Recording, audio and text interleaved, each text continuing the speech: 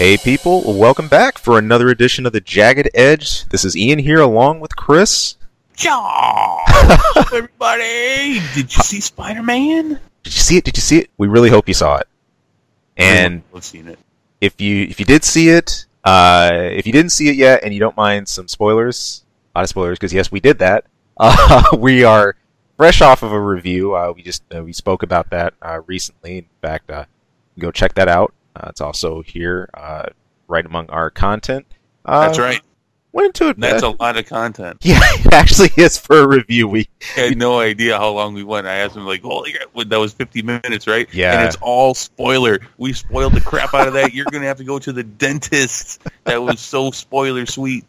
It's with high fructose corn syrup. That's right. Do not listen to that until you've seen this movie, unless you just want the whole thing just ruined. Yeah. Please don't.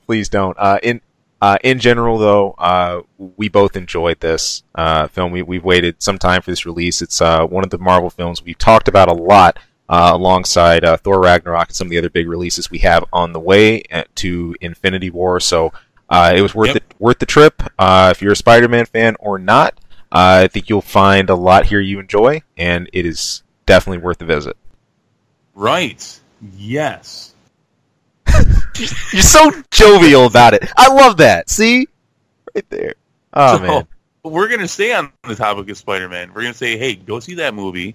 Listen to our spoiler discussion and let us know what you think of that over there. But we're going to stay on the topic of Spider-Man because big news came out this week about Spider-Man and about the MCU.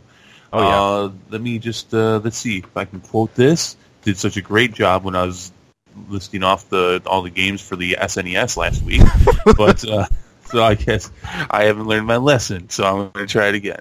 All right, so this week Kevin Feige was quoted in an interview saying, "Let's see, we're for Spider-Man, talking about Spider-Man and what we're going to see for him and in the future.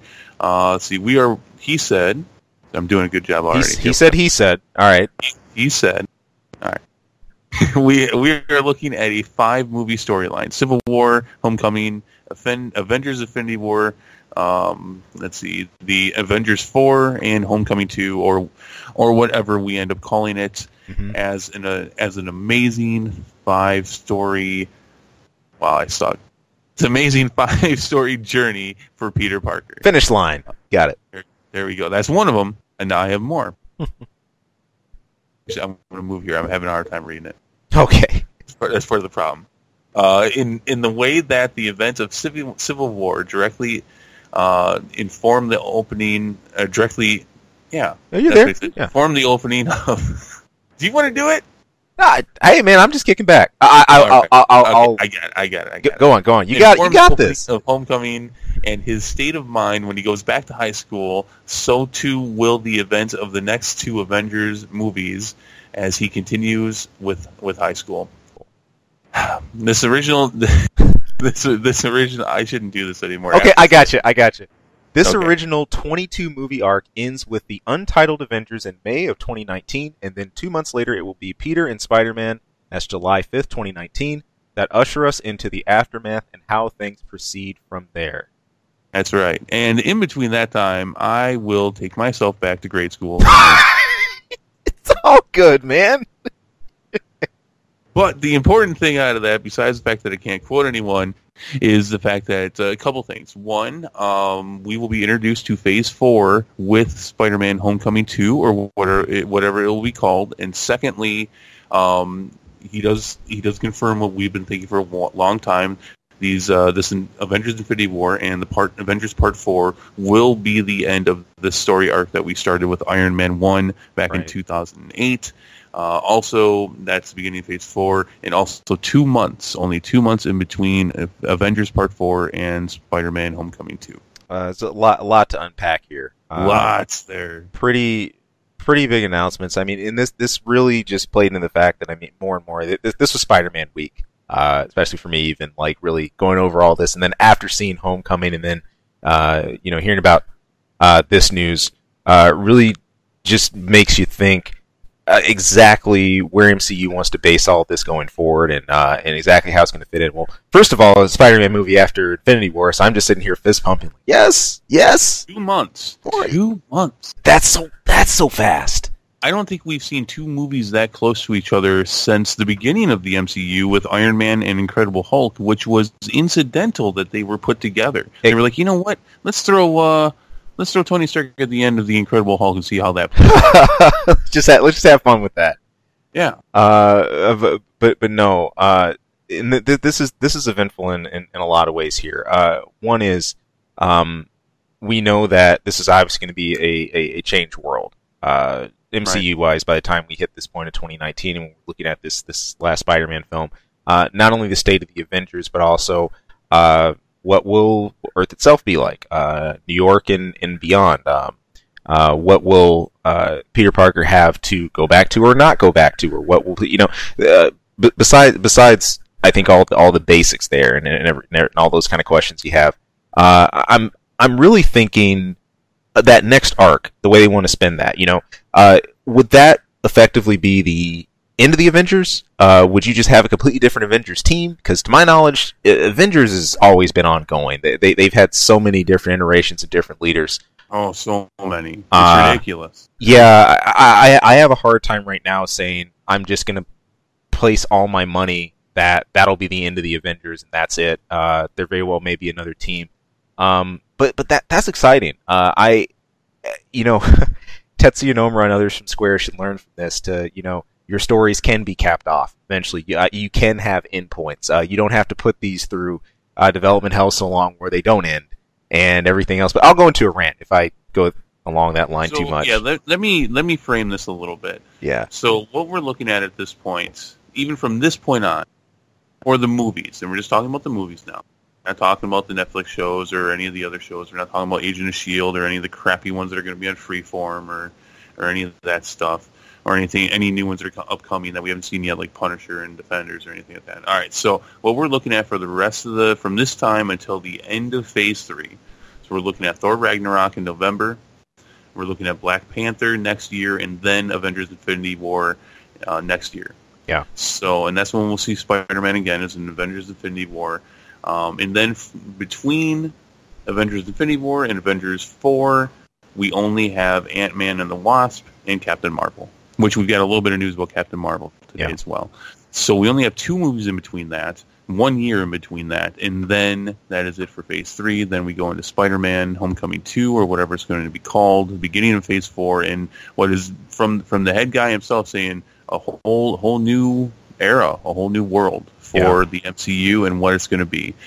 What do you think, painting in some broad brushes here about the characters, what do you think we will and won't see moving ahead? And it's completely hypothetical at this point. We really have no idea, but what do you feel we're going to have? What's going to happen to this world in 2019? I think, if anything, a few different characters are going to jump off, especially the one I'm really thinking about is Adam. Now, he could very well have his introduction in Infinity War for all I know. And then that would be... You mean Adam Warlock? Correct. We have a very short glimpse from Guardians of the Galaxy 2. I just don't think that will be revealed within Avengers and then sealed off, and that's it. I could, especially with how many different films is going to involve, the fact that we're really delving into the rest of the open Marvel universe and even the cosmic forces, that you're going to see some of those starting to interact now that all that is intermingled so much. That's a character I actually expect, or a storyline. I would not be surprised if that developed a lot. And also, it's important to note that there's going to have to be room, I think, for going forward for a lot of new introductions. With all of of course, there's going to be a lot of destruction wrought in the Infinity War, so I think there will be some kind of refilling of the ranks in a way of known characters or known story arcs that we kick off. For example, let's say that we don't have the Guardians crew any longer. Well, you're right, and we've been told that the Guardians crew, for at least by the time we get to Guardians of the Galaxy 4, will be, I think they said, an entirely different crew of people. Right. even if that's a completely different story in and of itself, I'm expecting a few routes to branch off of that. You mentioned, of course, we'll talk about this a little more, Captain Marvel, some of those other really important figures. That's another character I think we could definitely expect an appearance or so from. But overall, I'm expecting more of an interaction from Marvel Cosmic, less Marvel 616, and I think we can build a lot of storylines off there. I don't agree with you. Cool. I think you are wrong. No, I don't agree. I think we will see an expansion and continue. Well, let me not say an expansion, a continuation of that. I think between now and when we are done with Avengers Part 4, I think it's going to build up. I think we will see an expansion of the cosmic world of that. I mean, the storylines that we have, especially with Thanos coming in, and what we know will be everyone or just about everyone together in Avengers Infinity War. I think it all leads to that. But I think once we have Avengers Part 4, I think the whole cosmic thing is going to drop. Interesting. And then I think we're still going to have some of that, kind of like not where we are now, but maybe where the MCU was a year or two ago. I think it'll be in large part separated again. I think what's going to happen is Avengers 4 is going to bring as much of a reset without it being a reboot, but a reset to what's going on. We've had this build up for all these years. You can't stay at this level. Right. It has to drop off, and I think that's where we're going to see the drop off. I think that's the last we'll see of Robert Downey Jr. in any kind of major role. Maybe even we'll get a different Iron Man at that point. I think that'll be the end of the current iteration of Thor. I don't think it'll be the end of Captain America. In fact, I can see MCU offering him a major re-signing deal to keep him going. But I think for in large part we're going to see a lot of the characters drop off at that point through death or for whatever reason.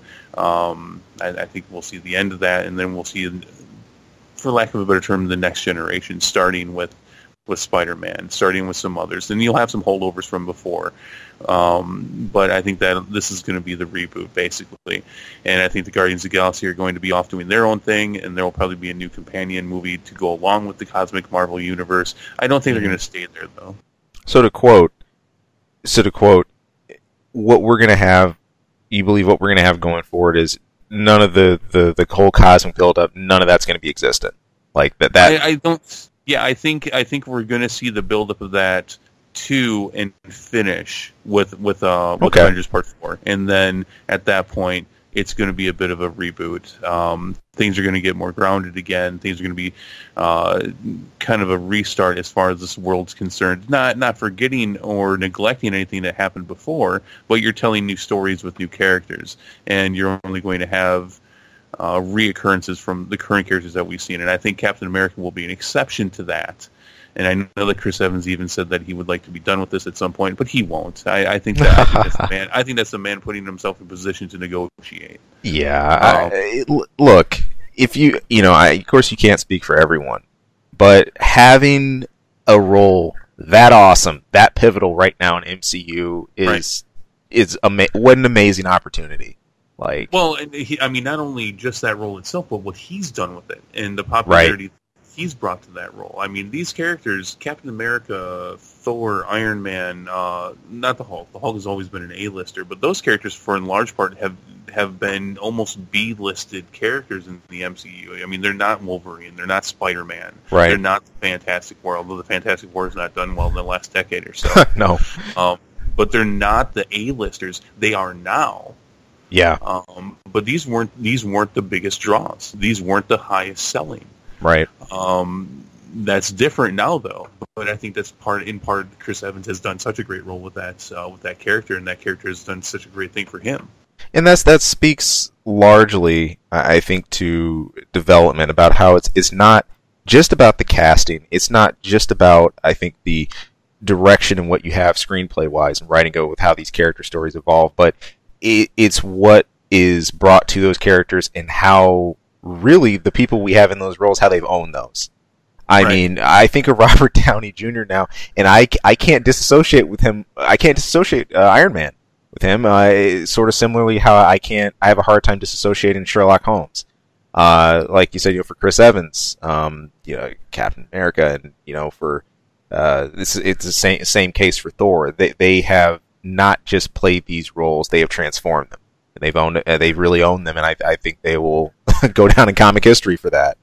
Right. So yeah, no, but I think we're going to see a world of Spider-Man and Doctor Strange, Captain Marvel. At least I think Captain America will continue. I think we might finally see another Hulk sequel. There's legal reasons for that, but if Marvel can play with Sony, then Marvel can play with Universal. I think at the same time. Fair statement. We've talked about that before. The only reason I think we haven't gotten an Incredible Hulk 2 is because Marvel can use the Hulk in as many other movies as they want, but Universal gets all the money for a straight up sequel. Wow. They own the rights to a straight up sequel. So, but if they can play with Sony, I think eventually they can play with that too. Yeah.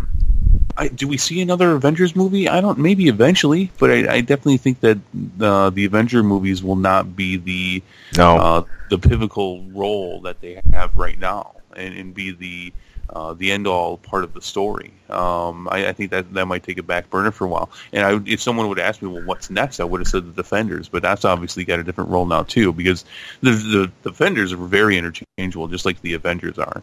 Yeah. The Defenders have a name now, or at least a cast, I should say. Yeah, and Avengers has really acted as a vehicle in more ways than one to sort of navigate us, through this. I've really enjoyed how you have all of the peripheral stories, equally as important, of course, but we have this continued nexus point of the Avengers.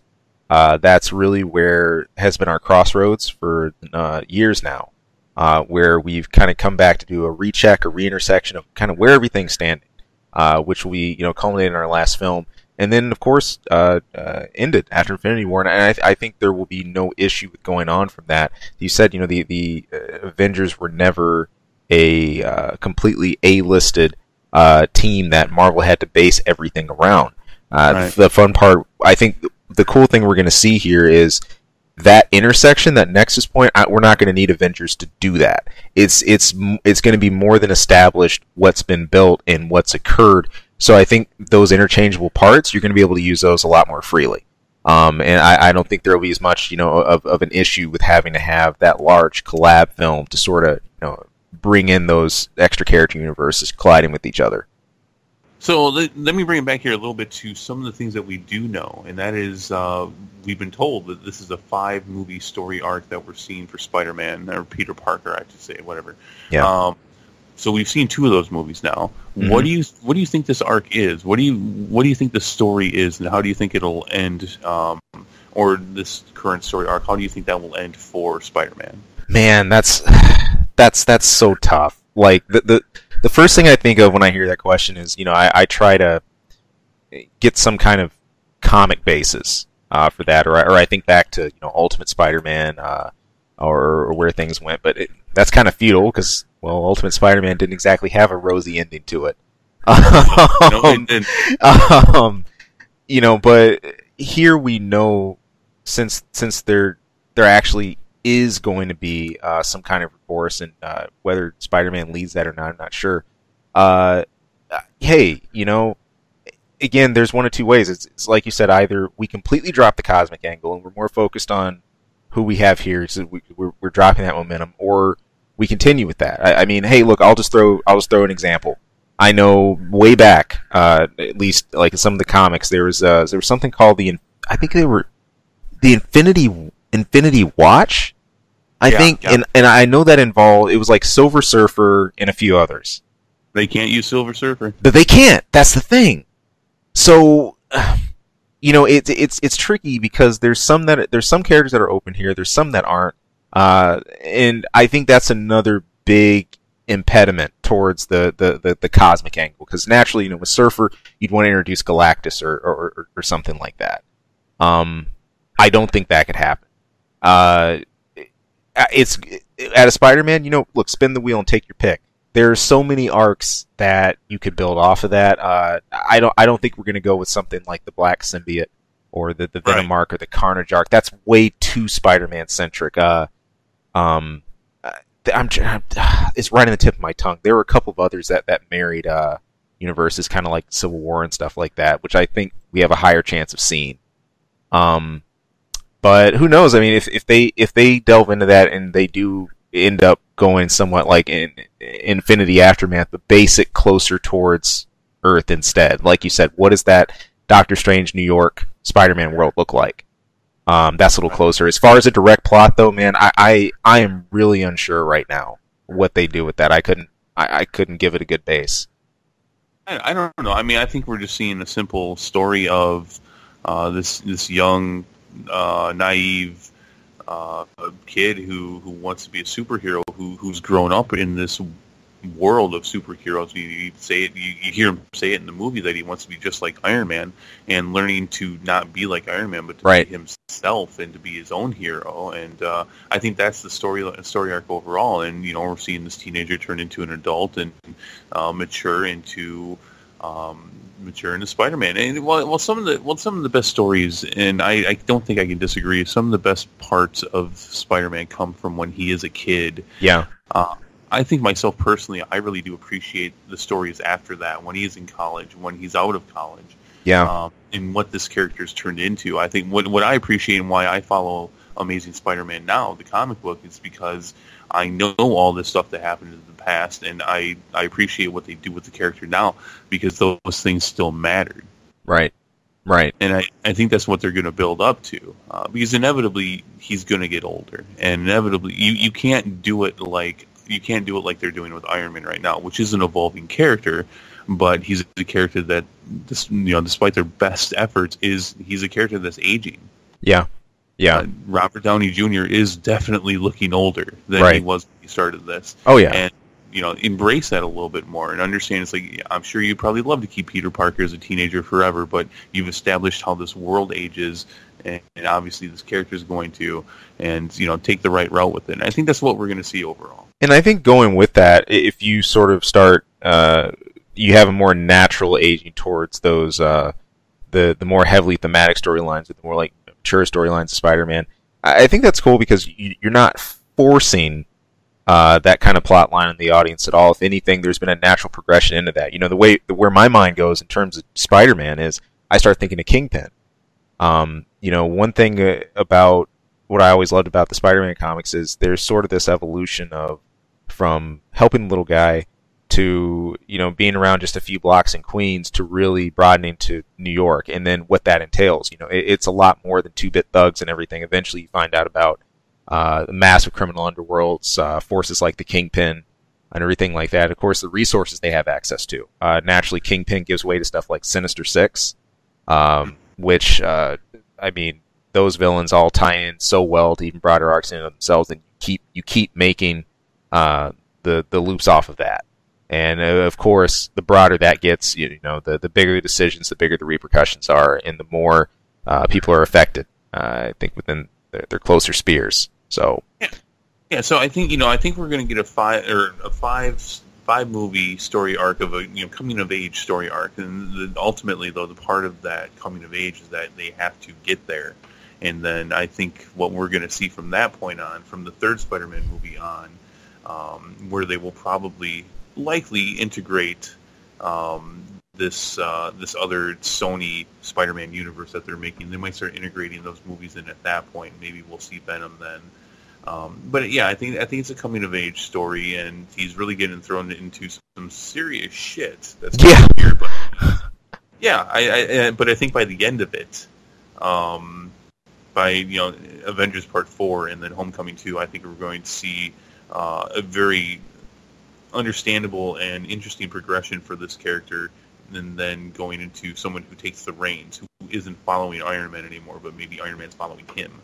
Yeah, and we've already seen shades of that, I think, from his, some of the events that happened during Homecoming and some of the occurrences we see there. But that's only open book, I think, to continue to develop and continue to go forward. It's one thing, I think, to idolize, but over time, you start to see a lot more once you actually live those experiences. Once you actually go through them, that's what it's about. That's Pete having these powers, but actually how he's applying them. What does he do with them? And after he's used them, to what end? What does he learn from it? So we'll see. All right. Continuing on with the MCU, it was reported this week that Nick Fury will appear in the Captain Marvel movie. Ooh. Yeah, so we talked about this a little bit before the show. I want to bring it up again. Captain Marvel is one of 2 Marvel movies that will come out in between Avengers Infinity War and Avengers 4, which at one point was known as Avengers Infinity War Part 1 and Part 2. Mm-hmm. These 2 movies were slated to always be between them. Actually, you know what? I say that and then I take that back. Captain Marvel was always slated to be in between them. I think at one point Ant-Man and the Wasp was the Inhumans movie, which is now a so stellar-looking TV show. Yeah. But which will maybe still be going on then. I don't know. I don't think it's going to make it past the first season. But that's my guess. I'll watch it. Yeah. Maybe drunk, but I'll watch it. But so Captain Marvel, one of 2 movies that's happening in between these huge events for Avengers Infinity War and now Avengers 4. Nick Fury going to be in there. Now, that's really interesting. So let's start with, when we start talking about these movies, let's start with the context. I don't know a hell of a lot about Captain Marvel. Yeah. You know what? Neither did I before. I know my first real exposure to anything Captain Marvel related was with Miss Marvel and learning about where the whole moniker comes from, how she'd inherited that. And then more Very of all... old character. Yeah. No, for sure. And then going off from that too, the interactions with the X-Men. I know there was that big deal, that arc where Rogue took Ms. Marvel's powers, and then she had all those integrated at one point. I think that was the first time a lot about that character ever really came on my radar. So, well, and, yeah, if I remember correctly, that's where Rogue got most of the powers that you see Rogue with in the classic '90s form. Pretty sure.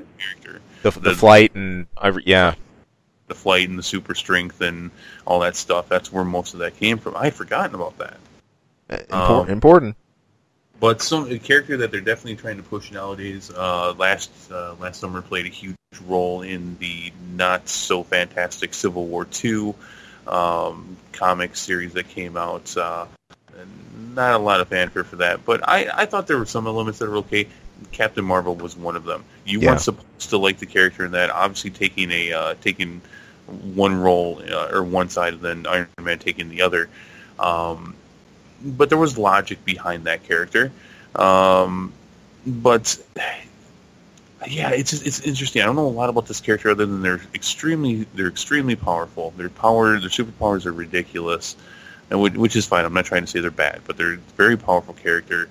Nowadays plays a role as an official superhero, I think, for the UN, right. Leader of the Ultimates, and which is why I find this very interesting that they might bring Nick Fury in for this role, considering that is the last thing he is now. Yeah, I mean, Nick Fury, when you look in context of what we built in MCU, he's a character that has really gone into way more of an obscure role. We haven't seen him in a while. 3 years? Is it 3 years now? Yeah, I mean, he starts off, obviously, head of S.H.I.E.L.D., but through all the circumstances that occur, I mean, he's doing ops, off radar, and last we really see him is, you mentioned this too before the show, is Age of Ultron, to help, pull the Avengers together one more time, but that's about all. So I kind of question, in what capacities. I mean, he's a master spy and intelligence gatherer, and I mean, those skills can't be discounted. But this isn't just Samuel L. Jackson's role. Nick, I do find Nick Fury really compelling. I found that he has at least had the tag or had the bone on some interesting piece of info that usually leads to something either cataclysmic or some really, really important piece of news that links to some other growth that's going to happen in the MCU somewhere. So I'm always really interested to see what he does, because usually that's pointing to another big arc. Something about to happen. One of my biggest disappointments with the MCU is what they have done with Nick Fury and S.H.I.E.L.D. Mm-hmm. Now, I enjoy Agents of S.H.I.E.L.D. I like the show. That storyline is okay. But they could have had a much better, compelling show if they would have continued the way that they had it, if they had not just destroyed S.H.I.E.L.D. like they did, which was fine for the movie. It was fine for Winter Soldier. It made sense in that movie to do it, but they could have been doing so many cool storylines. That's true. They had Samuel L. Jackson showing up in the show on a fairly regular basis, making just the perfect kind of entrances and exits, and they could have kept on dealing with that. And the secrets he had, it would have been a great continuation for the story. Oh yeah. I think it's one of my biggest disappointments is what they could have done versus what they did do.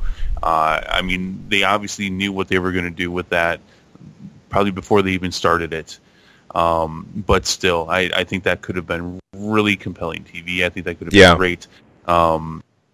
So yeah. Now that being said, if you follow Agents of S.H.I.E.L.D., and I do, S.H.I.E.L.D. is back. They've been back. For a while they were hidden and nobody knew that they were still around through the help of breadcrumbs, so to speak, that Nick Fury left for Coulson to follow and to eventually recreate them. They became a public federal entity again. They're out there. The MCU knows that S.H.I.E.L.D. is back. Has the movies even touched that? No, but they don't even know that Coulson's still around. Right. Which is something I talked about, which would be awesome if he showed up again, because he's, brought back from the dead with alien blood, and he's got one of his arms is robotic now. Did you know that? No. Yeah, you got part of his arm cut off. So, which is cool because then he even makes his own kind of shield with it. It's this energy shield that comes out. I mean, it would be interesting for the evolution of the MCU as a whole to now see where this character's come from, who basically at one point for a brief period of time was the figure that brought the MCU together, was Agent Coulson. Yeah. But yeah, I think it would be interesting. But we may never see it. We're definitely not going to see it right now. Right now, the TV world and the movie world coexist, but play in separate corners of the sandbox. Yeah. Kind of. So, but they could bring. I guess they could put Nick Fury back in there. Maybe that's the plan. Maybe we're seeing the first seeds of what will be an expansion, or I should say, an intertwining of the TV and the movie world. You very well could, and I think it's really important to keep an eye on this. Both his appearance, what he does in the Captain Marvel film, and what we see develop off that, because as we've had Avengers and other vehicles sort of lead us into greater plot points again, this very well might be the vehicle that helps connect those during and, frankly, after portions of Infinity War. We'll have to see. So, right. But interesting stuff. Well, so if you missed Nick Fury, which you will actually see him before Captain Marvel, you will see him in Infinity War. In Avengers Infinity War, I was going to say Part 1 again, but just Avengers Infinity War, you will see him in there in some capacity as well. So, cool. We'll see. And we've got, and we do have Agents of S.H.I.E.L.D. Starting up and it will be going on during this whole time, starting up at the fall of this year with their Season 5. They're in space. Captain Marvel is from space. All those powers and everything do come from space. I think, I definitely, you can kind of see where they might be leading this here. For sure. And again, even though we're on different sides of the sandbox, there's some kind of concordance you can get with an active agency that still has a hand, I think, in various dealings. I mean, if I recall, S.H.I.E.L.D. itself, and help me out here because I'm trying to think back. I know there was a issue with how much had been compromised by Hydra. Did we ever get revealed like how much of S.H.I.E.L.D., like what percentage is like still active and like where, or is it in the hands of like a few major? I have a really hard time remembering that. No, it's basically S.H.I.E.L.D. was dead. Yeah, it was done. Literally brought back by a black cube that Samuel L. Jackson had, Nick Fury had left for Coulson with the information that he needed to rebuild it completely. And through the TV show, while you don't see a lot of it, you do see some of it. S.H.I.E.L.D. does destroy Hydra. Cool. So Hydra's gone, as far as we know, which I think was pretty finite. Yeah, it was. I mean, which reminds me, and I don't know how much of a comic base we had. Did we ever hear anything back from Red Skull after he took his cosmic trip? Nope, he hasn't appeared. A lot of people think we're going to see him in Infinity War. Wow.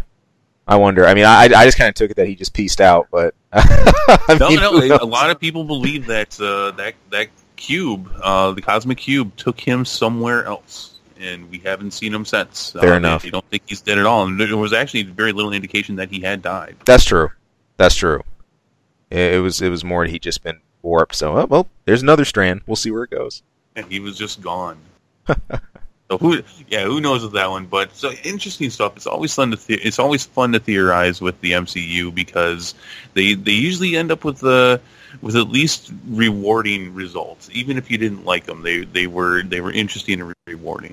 Yeah, you're taking me back now to the final boss of the Avengers game in like the 1990s Sega game. I don't know if you ever played that, but I don't know. There were so many. Yeah, man, there was like this 2-part like Red Skull battle at the end, and he was like normal size, and then he had I don't know if it was because of like Power Cosmic or like some kind of Infinity Gem influence or whatever, but that last form was ridiculous. I never beat it, but I instantly think of that. So I don't know.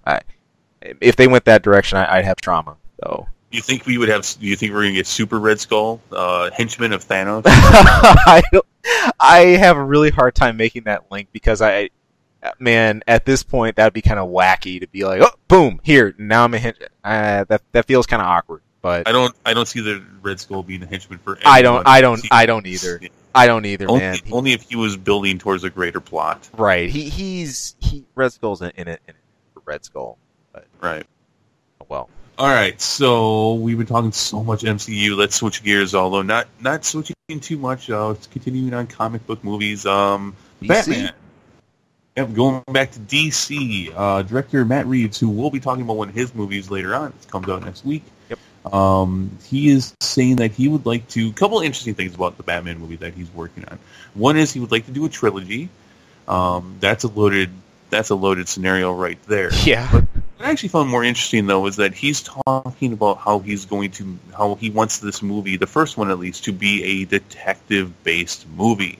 Something we have not seen in any of these Batman movies. That's true. To date.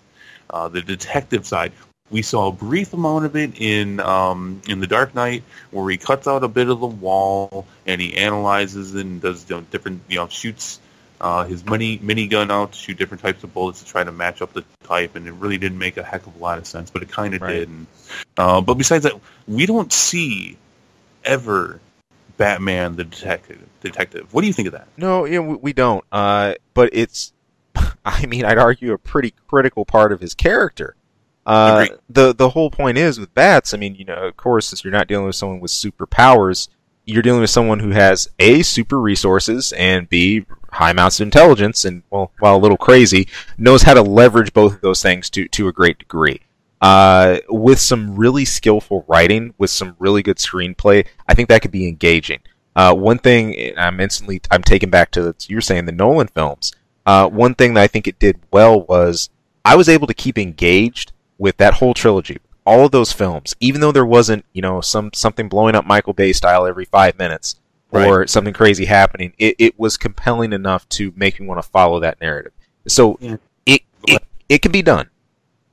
It can definitely be done. I agree. I think this is where a lot of these movies need to go. I mean, talking about Spider-Man, that's kind of what we just saw. This wasn't a big world-ending story that we just saw. This was a story about common blue-collar people dealing with situations in this world that they have been thrown in. Right. And I think that's where a lot of this has to go. But here's the problem. That is not the DCEU at all. No. That has all been world-ending shit. And the thing that always makes me smile about DC is they kind of wallow in that. But then you do have Batman that doesn't, but then plays in that just fine. Right. He does his thing, and that's just accepted. I laugh too how it's almost like there's some DC characters that almost poke fun of that very own shtick. I know in what was it? The Supergirl re-release a number of years back with like Ian Churchill was doing the art. The Black Kryptonite had separated Kara's personality, and there was a Supergirl clone. Not really a clone; it was more like a fragment personality that it broke off. And she was taking on some of the Justice League, and she runs into Batman, and she's just like, I don't get it. Why hasn't somebody killed you already? Like, you don't have any superpowers. Like, you're just a man. And, like, she goes to attack, she just gets, like, weakened by kryptonite, like, gets, like, frozen in her steps, and, like, 3 other things. And then, yeah. It just shows his resourcefulness always shines through. And I think as fans, I think it's a favor to show, where does that come from? You know, sort of the basis behind it. You know, how is he putting that to use besides, you know, smashing somebody's face in or using the Batmobile or something like that? Right. I'm all for that. I'm all for cerebral elements in hero movies. I think that's the wonderful flexibility about them. It's easy to kind of pan or frame rather DC and Marvel films that, all right, action, action, action, action. You got to be this because you're a superhero film. Not necessarily. Again, some of Nolan's work, and I think back even further to some of that crew that worked there. Hans Zimmer, of course, the soundtrack. But then I sort of start peeling layers of that back, and I think about, okay, look at movies like Inception.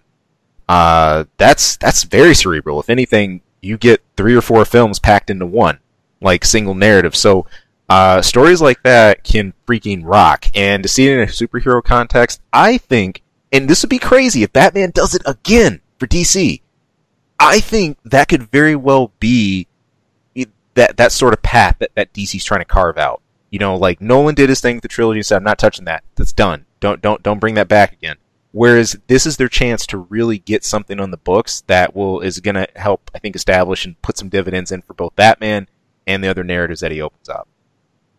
I agree with most of what you said. I think that this is definitely an opportunity for them to take things in a different direction, in a better direction. Yeah. This is definitely not the direction that the DCEU is heading in, though, and we've seen no indication of it yet.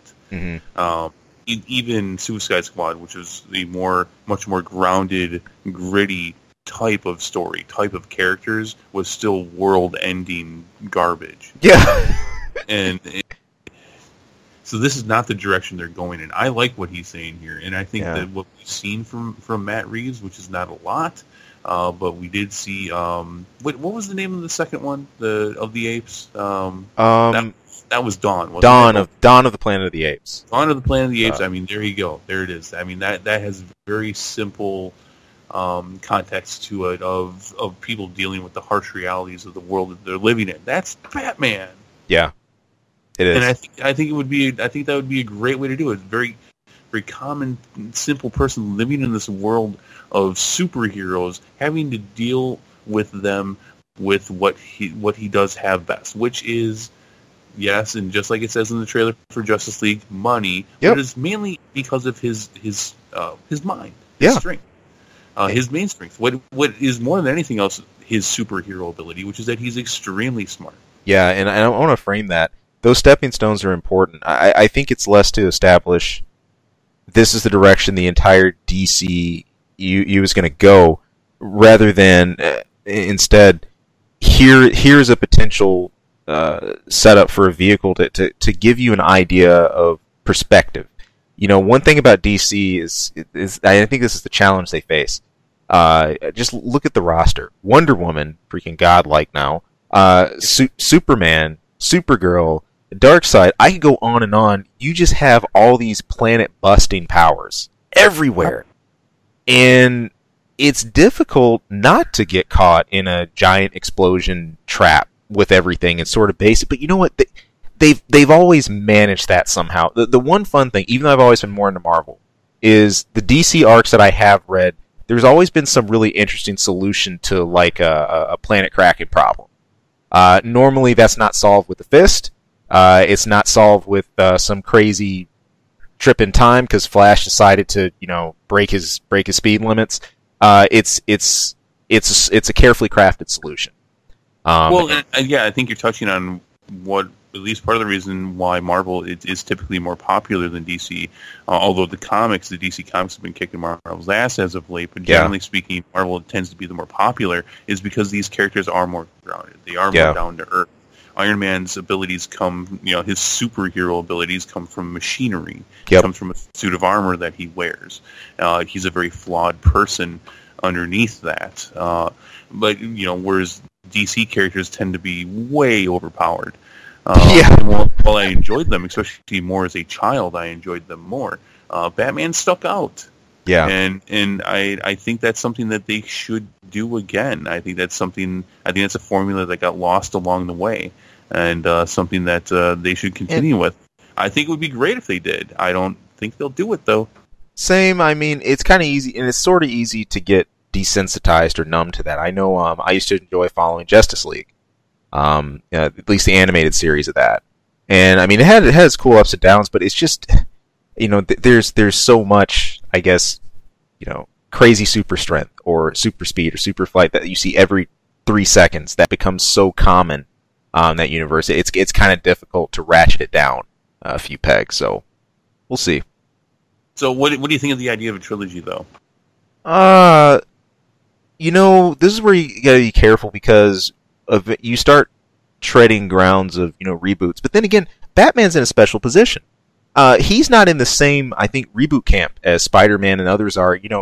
I dare say Batman has sort of become the James Bond of heroes, and because we've had so many play him, I just think back. Yeah, but it's not a consistent world. It's not a consistent world. That's true.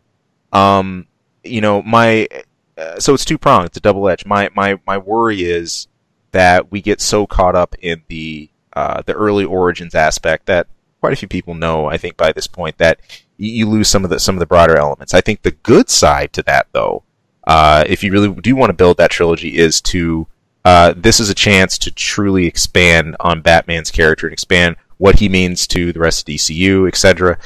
You build that strong detective, those roots going forward. You establish that for movie 1.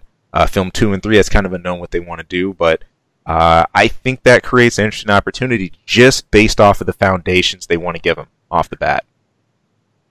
Yeah, I'm not. It's an opportunity. Am I sold on the movies yet, or what they could do? No, I gotta admit, I think it's a lot of forecasting at this point. Here's what it comes down to: I gotta see the first movie. That's all we're getting from the DCEU, though. I mean, what they have plans for what 25 plus movies right now. They're doing 3 a year, and so yeah, the hell, why even stop with the trilogy for Batman? Why aren't you already planning out the prequel that came before it? Yeah, just with the way, that's the thing though, with the way they release movies, that might not do well in the format or the pace that they're trying to set. But that's the big question now. What is everything being set? And that's a large part of it. Says I actually got to see some of this stuff, I think, before I can make any kind of informed opinion on it. So, because I mean, as it is with the movies they are making, they can hardly keep a hold of the directors that they have. So at least in pre-production, or even in production or post-production. Yeah. So I hear this, and hey, all right, cool. I'm excited for Matt Reeves being on the Batman. Let's see. I hope he can do an awesome, gritty, down-to-earth detective type Batman movie. That sounds really interesting. Definitely sounds like something different from what we've seen.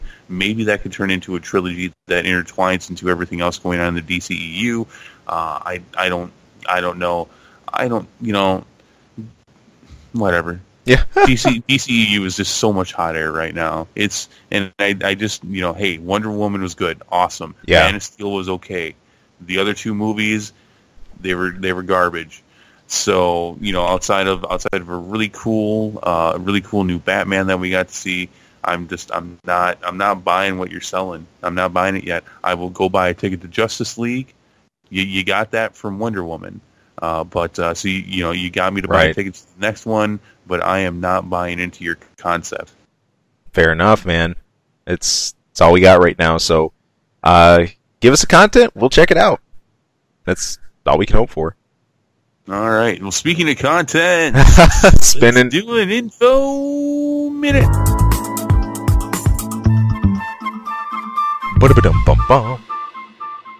So, on the current info minute, no, I'm not going to do an update on Michael Phelps Shark Race because it hasn't happened yet. When's that happen? It's a little later this month. It's near the end of July, so I'll have to wait on that.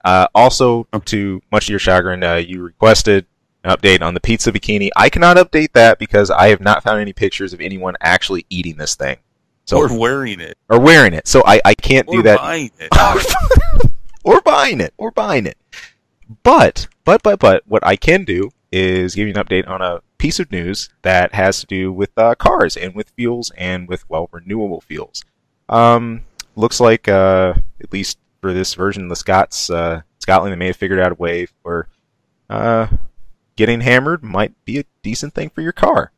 This week in Edinburgh, a Scotland-based company called Celtic Renewals sent a rental car filled with its, and I quote, whiskey biofuel on a short trip.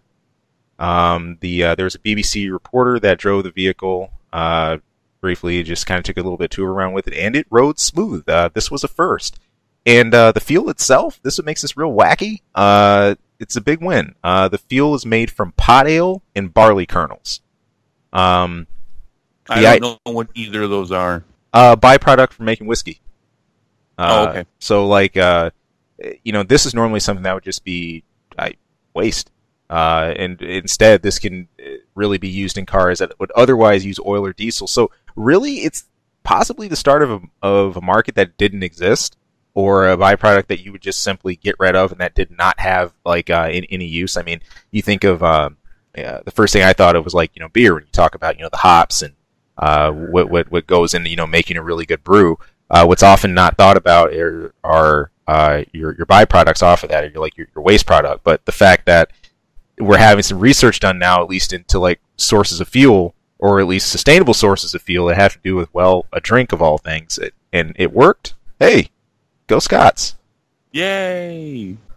I'm trying not to be negative here. That is actually very cool. But, all right, I'm going to quit trying to not be negative. I'm going to be negative. The truth of it is, what we have here is we have another copyright that's going to be bought out by big oil so that no one ever makes this thing. Of course, well, because it's competition, right?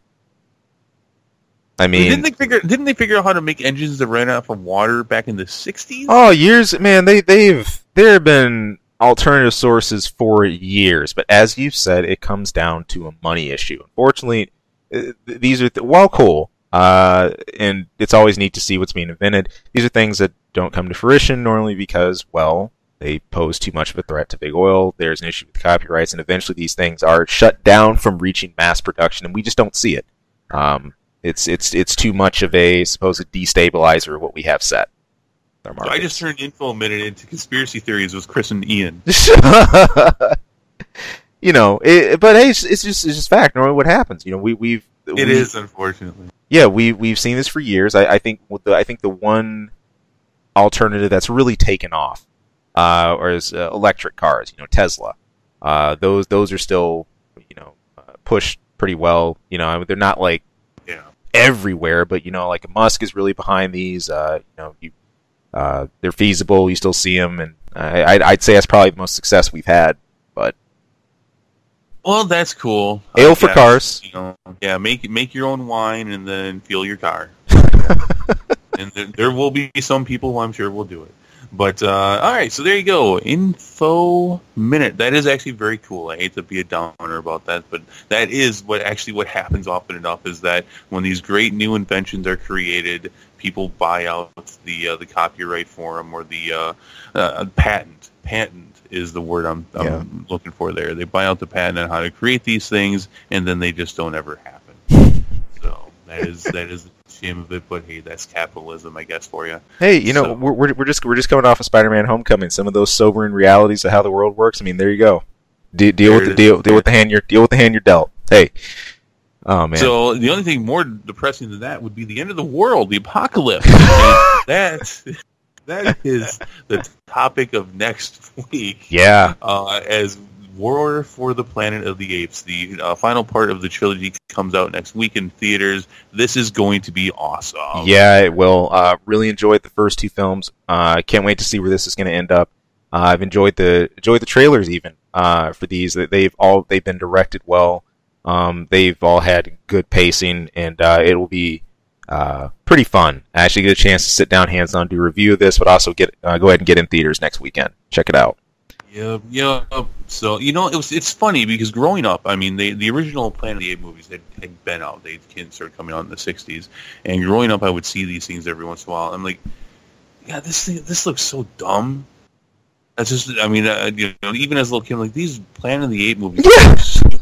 I'm never going to get into this. I could never sit down and watch one of these, which I actually have. I have sat down and watched the original, which I don't regret, just from a perspective of understanding the history of cinema. Right. It's definitely a groundbreaking movie. But I never thought I would enjoy, truly enjoy and get into a Planet of the Apes movies.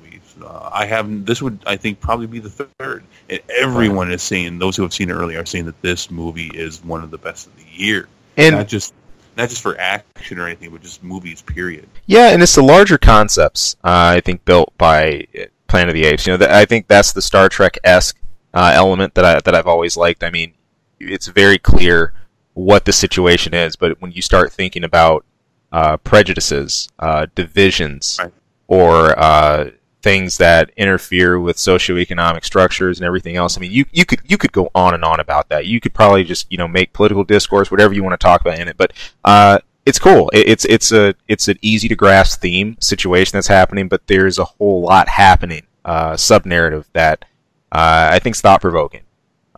And that's at least that's the part I've always really enjoyed about these. So talking monkeys shooting guns too. Yeah, oh, dude, for sure. I mean, you can't get past that because a talking monkey with a machine gun will shoot you if you try to just ignore him and then talk about it. Of course, he will tell all of his friends. So don't ignore it. Oh man, the other. This sort of spins away from cinema, but there's something else happening right now. In fact, we're coming to the close of it, so anyone really into gaming, if you watch this, I recommend you tune in for the last vestiges of it. That is the biannual, specifically this year's Games Done Quick. This is always for a charity. It's nicknamed the SGDQ. This is SGDQ 2017. You can find this on Twitch and a lot of other streams. We're at the last couple of days with it now. The ending finality, if I can speak, the finale at 4:15 a.m. That's tomorrow morning, Sunday, July 9th. Did you say 4:15 a.m.? 4:15 a.m. Literally, what they have scheduled on their stream is just titled Finale, Everyone's Still Awake. I don't know what that's going to be. The fun thing about this, it's a bit of a mystery box sometime what's going to be played, but no, they've had a pretty full run this year. This is always something I tune into. It started July 2nd, and in case you're wondering, the charity that they supported this year was called about Doctors Without Borders. That's an international medical humanitarian organization that provides aid for about 70 countries out there that have heavy issues with violence, neglect, catastrophes. And they are pretty great. Yeah, and this is independent, impartial assistance. So, yeah, it's a cool part about it. I've seen everything from Metroid to Zelda playthroughs. I know today I watched a bit of Dark Souls 3. Someone was doing a speed run of that. There's some crazy tricks and tactics that you probably never would have thought of, or games that you never would have thought could be beaten that fast. Years ago, I watched Doom. I always tune in for the Super Metroid run. And I think for the rest of tonight, there's Super Mario 64, we got Zelda Majora's Mask, also Breath of the Wild, and a couple of bonuses. Got no idea what they are. So check it out on Twitch. Hope you can tune in. They're worth watching. Every time they come on, I promise you'll have a good time checking these out, even if you don't donate, if you just want to tune into the stream. And please, enjoy it. All right, so I think that's going to wrap it up for us this week. That'll do it, and we will catch you again next time. Again, we will be reviewing Planet of the Apes for next week, but till then... No. War for the Planet of the Apes. Oh, the Planet of the Apes next week. We will not be reviewing the original Planet of the Apes. Well, that could be fun. I'm about to say, don't say that. Don't say that. You never know. Dirty apes. Till then, thank you all for tuning in. Take it easy. Have a good weekend. We'll see you next time. Talking monkey with a gun.